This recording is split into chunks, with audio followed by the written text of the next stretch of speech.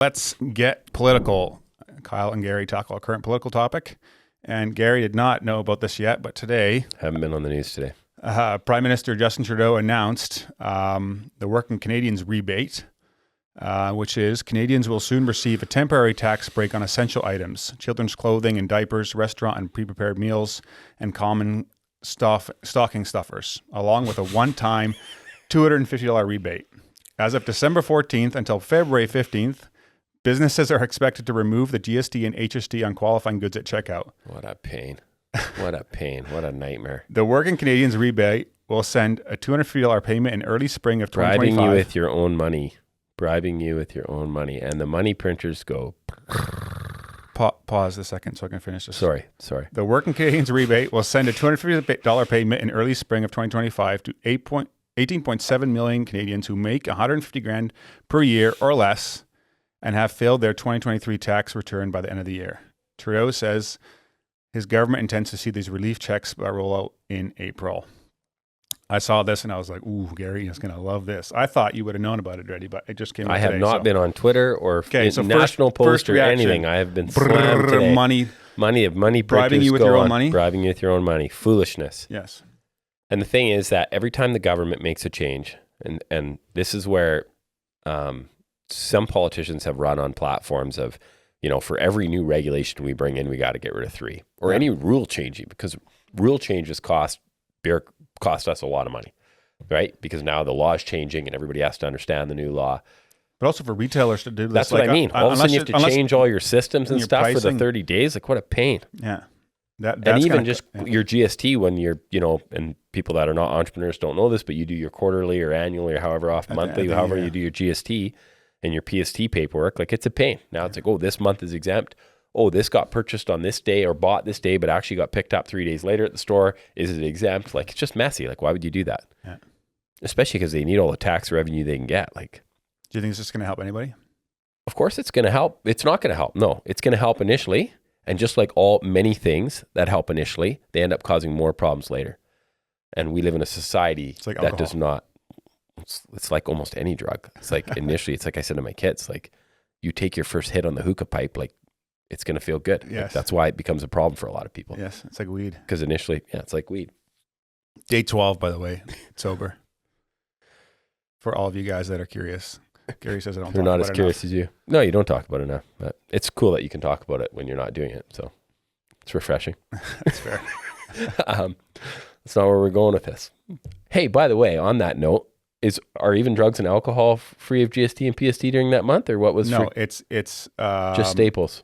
Yeah. So now we have to sort through the till to figure out exactly. Yeah, he gave a list of what. Oh my word. Yeah, it's going to be rough. You got to remember that people that offer policy, they offer it at their own intelligence level, right? They offer it at the level that they think makes sense, and this speaks to. That's why I think current national federal I think it's important. Like term level. limits, I think in politics is especially important. Like max 4 years, max 6 years, something else like that. Because then you can't have a lifetime politician. Like you should be in the private sector for a long time, and then go work for government for a while because you actually have real life experience and like things like that, and then go and peace out again. The problem is, and I know this because I've been on the fringes of almost like I ran for city council when I was younger, and often like I was going to potentially run this last time as an MLA. You have a certain type of character that, loves attention. Is an attention-seeking whore, as I've been called by my good friends, which isn't very kind, but it's probably partially true. But you have that type of person, and then, you have to be able to handle abuse, especially in today's culture. It's really unfortunate, right? You could be most great people just aren't going to sign up to have them and their family skewered and picked apart. Yeah. So it's a horrible fit. Now, to be fair, there are a lot of awesome people and from all sides of the political spectrum that are willing to put their names forward and run, which is awesome. But this idea is a horrible idea. But I think most things, especially like as a Christian, I think more Christians should be thinking about how can I, what has God called me to do, and how can I have an impact? Because usually it's going to take some sacrifice. Like if you want to become a teacher, that's sacrifice. But a politician, whatever all these things are, like you gotta, like it's. I think we need good people. They do. I think most people that I talk to, a lot of them are just so. I was going to say disenfranchised. I don't know if that's the right word, but people are so.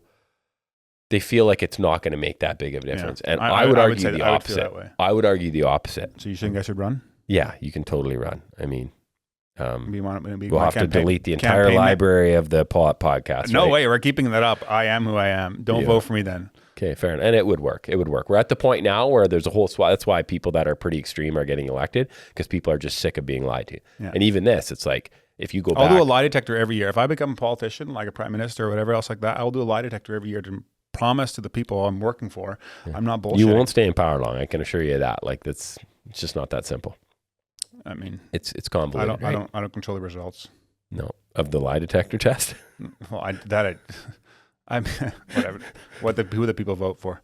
Anyways, I did not hear about that. I find that really discouraging. I think that if you're listening to this, I mean, we got a bunch of Bitcoiners listening. I know that I'd be buying gold and silver and precious metals, because your dollar's getting devalued faster than you can stockpile it. It's a disaster. Bitcoin, baby, to the moon. Oh, I had 18 Bitcoin at one time, and then I did the math. Someone did the math this week. I was out for lunch with a guy, and he's like, "You at 18? Let me do the math on that." And I was like 2.7 million or something like that, and I was like, "Oh, get out of here." Anyways, wouldn't have been good for me. Anyway. You would no. It's yeah. Okay. The good Lord knows who they can give He can give 2.7 million, and obviously you weren't one of them. Not at that point yet. Okay. Hey guys, if you enjoyed that episode and were blessed by it, would you be willing to support the show? That would help a lot in creating more content, improving the quality of the content, putting the production value. Hey guys, if you enjoyed that episode and were blessed by it, would you be willing to support the show? That would help. If you're interested in doing that, you can create more content and improving the quality of the content. Subscribe to the podcast. Hey guys, if you enjoyed that episode and were blessed by it, would you be willing to support the show? That would